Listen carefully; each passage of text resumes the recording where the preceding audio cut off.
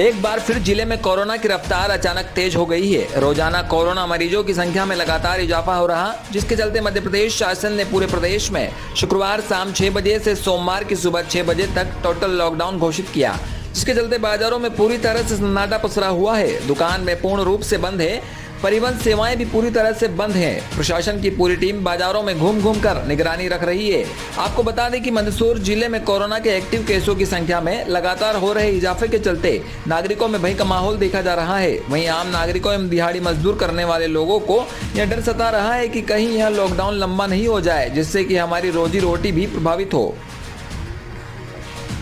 मंदसौर से bureau report, Pankaj नीडर। को लेकर के स्थिति है मैडम? कल शाम 6 बजे से लॉकडाउन चालू हुआ है और शामगढ़ के नागरिकों के द्वारा जो है इस लॉकडाउन में संपूर्ण सहयोग किया जा रहा है। सभी दुकानें भी बंद हैं, यहाँ पर बाजार पूरी तरह से बंद है, केवल जो आवश्यक सेवाएं वही चालू हैं। मैडम यहाँ पर पुलिस विभाग की तरफ से कोई टीम नज़र नहीं आ रही मार्केट में? नहीं, क्यों नहीं है, पुलिस विभाग हमने देखा है अभी मैडम घूमकर ग्राउंड पर है और जगह जगह पर बल भी खड़ा है। क्या नाम मैडम आप?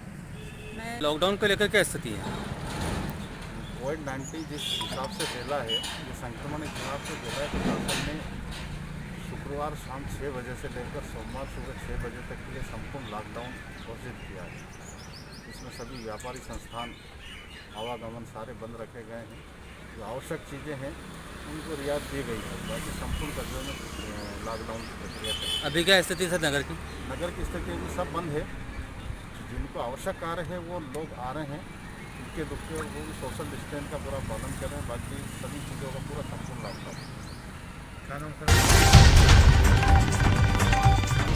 बैसोदा लेदी रोड पर अनिल पाटीदार पुत्र नानूराम पाटीदार के खेत पर रखे भूसे में 11 केवी के तार से शॉर्ट सर्किट होने से खेत में आग लग गई। आग का कारण बिजली विभाग की लापरवाही के चलते झुके हुए बिजली पोल की वजह से पेड़ पर झूलते तारों को बताया जा रहा है, जिसमें खेत में भूसा जलकर राख हो गया। वहीं गनीमत रही कि समय रहते आग पर काबू पा लिया गया, नहीं तो खेत से 100 मीटर की दूरी पर गैस एजेंसी होने से बड़ा हादसा होने की संभावना थी। वहीं बता दें कि पिछले वर्ष भी इसी खेत के दूसरी ओर भी शॉर्ट सर्किट के कारण आग लगी थी, जिसमें फसलों को काफी नुकसान हुआ था। वहीं मौके पर सहायक उप निरीक्षक ओम प्रकाश शेखावत, आरक्षक रामकरण गुर्जर, भैरू सिंह बापू, प्राइवेट चालक सिद्धार्थ शर्मा मौजूद थे। गौरतलब है कि बैसोदा ग्राम पंचायत अब नगर परिषद बन चुकी है। आए दिन यहाँ विकास व सौंदर्यीकरण के कार्य किए जा रहे हैं, पर आपातकालीन परिस्थितियों से निपटने के लिए यहाँ फायर ब्रिगेड की कमी है, जिसके कारण सैनिटाइजर मशीन से आग बुझाने के लिए मशक्कत करनी पड़ी। बैसोदा मंडी से ब्यूरो रिपोर्ट, कपिल चौहान। बैसोदा लेदी रोड पर जिस तरह से अभी आग की आपको सूचना मिली, यहाँ पर आग लगी हुई है, क्या कारण है आग का और किस तरह से इसको बुझाने का प्रयास किया जा रहा है? सूचना मिली इसने किया कि यहाँ ये इंडियन गैस गोडाउन के पास खेत में आग लगी हुई है, तो हम तुरंत वहाँ से चले और आग बुझाने का प्रयास किया। ट्रैक्टर हुआ है, फायर ब्रिगेड को मावल मंडी में फोन किया और ये आग जो लगी है ये 60-70 से लगना पाया गया, जहाँ पाया जा रहा है, क्योंकि वो पेड़ पे भी आग लगी थी। नीम का झाड़ है, वहाँ तार निकले हुए इलेक्ट्रिक बोर्ड के, उसमें से जो है चिंगारियाँ निकल रही थी, तो हो सकता है 60-70 से आग लगी। कहीं ना कहीं इसमें बिजली विभाग की लापरवाही है। हाँ, बिजली विभाग की लापरवाही। एक पोल गिरा हुआ आगे, उसको व्यवस्थित करना चाहिए। एक टाइप की वो गिरी हुई है, उसमें जो है या तो फिर इनको बांधना चाहिए कुछ लकड़ी से इसको। और तेज गति से आ रहे अनियंत्रित ट्रक ने टक्कर मारकर गाय का पैर फ्रैक्चर कर दिया। थाना प्रभारी बन्नालाल चौधरी ने जानकारी देते हुए बताया कि कल देर रात सूचना मिली कि एक ट्रक तेज गति से डक की ओर आ रहा है, जिसने पंडित के ढाबे के पास गाय पर चढ़ा दिया, जिससे गाय का पैर फ्रैक्चर हो गया। जिस पर कार्रवाई करते हुए पंजाब नेशनल बैंक के पास ट्रक को रुकवाकर ड्राइवर से पूछताछ की, जिसके मुंह से शराब की दुर्गंध आ रही थी, जिस पर विधिवत कार्रवाई कर ट्रक को जब्त कर लिया गया है। चौमेला से रमेश मोदी की रिपोर्ट। बोलिए सर, क्या मामला था? कल शाम को सूचना मिली थी कि एक ट्रक चालक है जो अपने ट्रक को तेज गति से लेके आया था, जिसने एक यहाँ पंडित जी के ढाबे के पास में एक गाय के ऊपर चढ़ा दिया, जिसके गाय का पैर टूट गया, जो अपने ट्रक को लेकर डक की तरफ गया है। इस पर हमने यह सूचना पर जब हमारी टीम भेजी तो पंजाब नेशनल बैंक के पास आते ही हमने उसको ट्रक को डिटेन कर लिया था। जब उसको ट्रक चालक से पूछताछ की तो पूछताछ में उसके स्मेल आई। छिपा बड़ौद के शांति कुंज मैरिज गार्डन में लग रहे अफीम तौल केंद्र पर 3 दिन में 418 किसानों की 1818 किलो अफीम तुलाई की जा चुकी है। जिला अफीम अधिकारी रंजना पाठक ने बताया कि 7 अप्रैल से प्रारंभ हुए तौल में अटरू और रामगंज मंडी तहसील के किसानों का 3 दिन में तौल हुआ। वहीं शनिवार से छिपा बड़ौद, छबड़ा और सांगोद के कुछ गाँवों का तौल प्रारंभ किया जाएगा। तौल केंद्र पर सुरक्षा मापदंडों का पूरा ध्यान रखा जा रहा है। होमगार्ड समेत गोदाम में शस्त्र जवान की तैनाती है। लैब टेस्ट के अनुसार जांच कर 90% किसानों को भुगतान की व्यवस्था की हुई है। वहीं जिन किसानों की पूर्व में घटिया किस्म की अफीम थी, उन किसानों को पुनः अपील की जा रही है कि वह रिकवरी का रुपया समय पर जमा करा दें, अन्यथा नारकोटिक्स विभाग कड़ी कार्रवाई करेगा। साथ ही परिवार में कभी भी अफीम लाइसेंस नहीं मिले इस तरीके के डिफाल्टर किसानों पर कार्रवाई होगी। कोरोना गाइडलाइन का यहां पूरा ध्यान रखा जा रहा है। केंद्र पर सीसीटीवी कैमरे लगाए गए, जिनका पूरा प्रदर्शन विभाग के हाई अथॉरिटी पर लगातार हो रहा, जिससे गड़बड़ी की संभावना नगण्य हो गई। जिला अफीम अधिकारी पाठक ने डोडा चूरा नष्टीकरण समय पर नहीं होने पर चिंता जाहिर करते हुए बताया कि 4 विभागों के मध्य उक्त नष्टीकरण उलझ कर रह गया। वहीं किसान ईमानदार और बेईमानी का मापदंड कैसे तय हो, क्योंकि अपने घर में इस डोडा चूरे की रखवाली किस परिस्थितियों में कर रहे हैं, यह सोचनीय प्रश्न है। छिपा बड़ौद, रामगंज मंडी से ब्यूरो रिपोर्ट, शाकिर खान। हाँ मैडम, अब जो 3 दिन तक तौल हुआ है, कितना तो अफीम आई है, क्या है?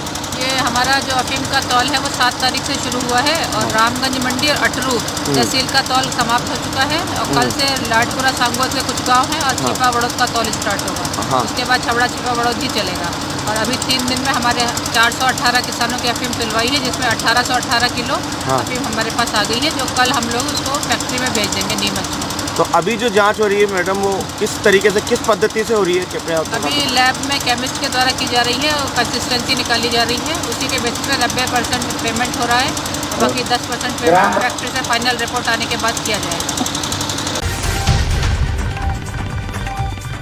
देश सहित प्रदेश में तेजी से फैल रहे कोरोना वायरस की रोकथाम के लिए मंदसौर जिले के सभी नगरीय क्षेत्रों में शासन द्वारा लगाए गए लॉकडाउन की शुरुआत शुक्रवार शाम 6 बजे से हुई। इसके लिए पुलिस प्रशासन नगर परिषद बहसोदा क्षेत्र में बाजार बंद करवाने हेतु निकला और बाजार बंद करवाए। शनिवार को बहसोदा मंडी सहित क्षेत्र के बाजार एवं दुकानें बंद रही। दिन भर बाजार में सन्नाटा छाया रहा। केवल आवश्यक सेवाओं से संबंधित वस्तुओं में लॉकडाउन की गाइडलाइन में छूट के तहत मेडिकल स्टोर आदि खुले रहे। साथ ही नागरिक भी बिना आवश्यक कार्य से इधर उधर जाने से परहेज करते नजर आए। लोगों ने घरों में रहकर ही दिन बताया।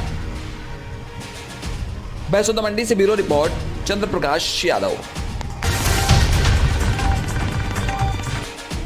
चौमेला कस्बे में पिछले 6 माह में तीसरी बार सफाई कर्मचारी 8 अप्रैल से हड़ताल पर चले गए, जिससे काफी दिनों से लड़खड़ा कर चल रही सफाई व्यवस्था दम तोड़ चुकी है।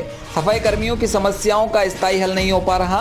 गत दिनों दिवाली के समय भी हड़ताल हुई थी, जिसे प्रधान प्रतिनिधि भैरू सिंह बापू व विकास अधिकारी डग की मध्यस्थता व समझाइश से 2 माह का वेतन देने के बाद वहीं काम पर लौटे थे। अब फिर 8 अप्रैल से पुनः वेतन को लेकर हड़ताल कर दी गई। सफाई कर्मियों का कहना है कि हमें नियमित रूप से वेतन नहीं दिया जाता है, हमें मजबूर होकर हड़ताल करनी पड़ती है। नगर में जगह जगह रोड पर गंदगी फैल गई है, जगह जगह गंदगी के ढेर लग गए। पंचायत द्वारा संचालित कचरा एकत्रित करने वाली गाड़ी भी बंद हो चुकी है, जो प्रतिदिन कस्बे में घूमकर कचरा इकट्ठी करती थी, जिसकी आवाज गाड़ी वाला आया, घर से कचरा निकाल सुनकर नागरिक अपने घरों का कचरा गाड़ी में डाल देते थे, जिससे रोड पर कचरा इकट्ठा नहीं होता था, वो भी बंद कर दी गई। रोड पर लगे गंदगी के ढेरों में पंचायत कर्मी रात को आग जला रहे हैं। पूछने पर बताया कि सरपंच साहब ने कहा कि बड़ी बड़ी डेयरियों में आग लगाकर जला दो। कोरोना महामारी में सफाई नहीं होने से संक्रमण फैलने का खतरा बना हुआ है। इस संबंध में सरपंच प्रतिनिधि अशोक भंडारी से एसके न्यूज संवाददाता की बातचीत में बताया कि सफाई कर्मियों ने अपना आधार कार्ड, जॉब कार्ड की कॉपी लेट दी, जो अब अपडेट हो रही है। इनका वेतन ऑनलाइन इनके खाते में सोमवार को जमा हो जाएगा। इनको नगद वेतन नहीं दे सकते, जिसके बारे में इनको बता दिया है, फिर भी इन्होंने हड़ताल कर दी है। चौमेला से रमेश मोदी की रिपोर्ट। पिछोर नायब तहसीलदार ब्रजमोहन आर्य ने बिना मास्क पहनने लोगों को पकड़ा। कार्रवाई करते हुए भारतीय रेड क्रॉस सोसाइटी की 100 रुपए की रसीद काटी और 100 की रसीद काटने पश्चात उन्हें मास्क दिया। हिदायत दी कि बिना मास्क पहने ना निकले। पिछोर बस स्टैंड पर नायब तहसीलदार ब्रजमोहन आर्य के नेतृत्व में राजस्व टीम और पुलिस ने मिलकर अभियान चलाया। वहां से निकल रहे बिना मास्क वालों को रोका गया। 100 रुपए की जुर्माना वसूली कार्रवाई की गई। दरअसल इन दिनों कोरोना संक्रमण के मामले दिनों दिन बढ़ते जा रहे हैं, जिसे लेकर मास्क लगाने के लिए जागरूकता अभियान चलाया जा रहा। डबरा ग्वालियर से हेमंत पंडा की रिपोर्ट।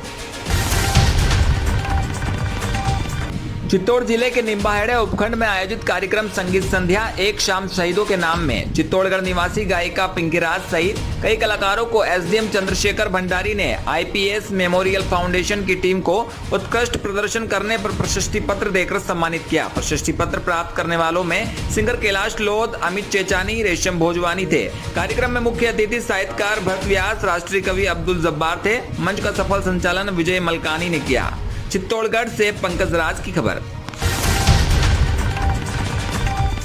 भैंसोदा नगर परिषद द्वारा मच्छर रोगी दवा का पूरे ही नगर में छिड़काव किया जा रहा है। बढ़ते संक्रमण को देखते हुए नगर परिषद का अमला विभिन्न मोहल्लों व कॉलोनियों में छिड़काव करने पहुंचा। नगर के मालिकहेड़ा भैंसोदा मंडी में सड़कों व गलियों में कीटनाशक दवाई का छिड़काव किया गया।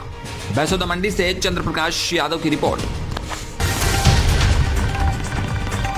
राजस्थान सरकार की ओर से किए प्रशासनिक आईएएस अधिकारियों के स्थानांतरण में आईएएस चिन्मयी गोपाल को जिले के कलेक्टर लगाने के बाद आज चिन्मयी गोपाल ने कलेक्टर कार्यालय पहुंचकर अपना कार्यभार ग्रहण किया। टोंक के पूर्व कलेक्टर गौरव अग्रवाल ने चिन्मयी गोपाल को पदभार ग्रहण कराया। पदभार ग्रहण करने से पहले कलेक्टर चिन्मयी गोपाल को जिला कलेक्ट्रेट परिसर में गार्ड ऑफ ऑनर दिया गया। नवनियुक्त कलेक्टर ने पदभार ग्रहण करने के बाद टोंक जिले वासियों को सरकारी योजनाओं का ज्यादा से ज्यादा लाभ दिलाने की बात करते हुए कहा कि फिलहाल कोरोना सबके लिए चुनौती है, सभी के साथ मिलकर इसके प्रभावी नियंत्रण के लिए प्रयास किए जाएंगे। उन्होंने टोंक में कोरोना के बढ़ते ग्राफ को लेकर कहा कि कोविड कंट्रोल पर उनका फोकस रहेगा। इसके नियंत्रण के लिए ज्यादा से ज्यादा वैक्सीनेशन का कार्य कराया जाएगा। उन्होंने पदभार के दौरान मीडिया के जरिए जिले वासियों से अपील की वो कोविड की गाइडलाइन का पालन करें और वैक्सीनेशन में प्रशासन का सहयोग कर वैक्सीन लगाएं।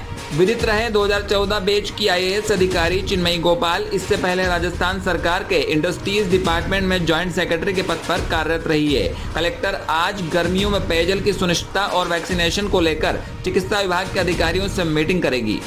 टोंक से सुभाष सोधा की रिपोर्ट। आज मैंने टोंक जिले का कार्यभार संभाला है। ज़िले में मेरी कुछ ऐसी प्रायोरिटीज़ रहेंगी, जो भी सरकार की योजनाएं हैं उनको हम बहुत अच्छी तरह पब्लिक तक, जनता तक पहुंचाना चाहेंगे। जो भी स्कीम्स हैं, फ्लैगशिप योजनाएं हैं, आरडी की हों, हेल्थ की हों, एजुकेशन की हों, पीएचईडी की हों, हर स्कीम पे हमारा पूरा फोकस रहेगा। पब्लिक ग्रीवियंस रिड्रेसल पे पूरा फोकस रहेगा। पब्लिक के लिए सेंसिटिविटी मेरा प्रयास रहेगा। मैं, मेरे एसडीएम, तहसीलदार, नीचे तक जो हमारा पूरा फील्ड स्टाफ है, हमारी सबसे ज़्यादा से ज़्यादा पब्लिक के लिए एक्सेसिबिलिटी एंड अवेलेबिलिटी रहे कि पब्लिक हम तक पहुँच पाए, गरीबों का कल्याण हो। एंड अभी कोविड का समय चल रहा है, जो थोड़ा सा अभी हम सबके लिए मुश्किल समय है, तो कोविड कंट्रोल पे पूरा हमारा फोकस रहेगा। कोविड नियंत्रण, Covid protocol management, containment zones, vaccination, क्योंकि जैसा कि आप सबको पता है राज्य में थोड़ी अभी कठिन स्थिति आ गई है, तो पब्लिक का पूरा कोऑपरेशन हम चाहेंगे। कोऑपरेशन रहे, हमारी तरफ से भी पूरा सपोर्ट रहेगा।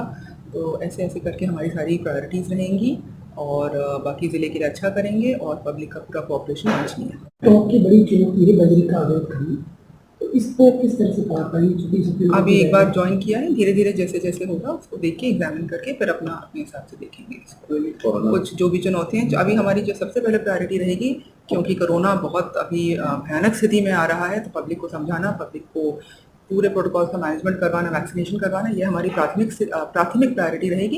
लेकिन सारे जो भी ज़िले की चुनौतियाँ हैं उनको धीरे धीरे देख के करके सब पे, बजरी हो कुछ भी, सब पे हम ज़िले वासियों से अभी प्राथमिक तो मेरी यही अपील रहेगी कि आप खुद का ध्यान खुद रखें।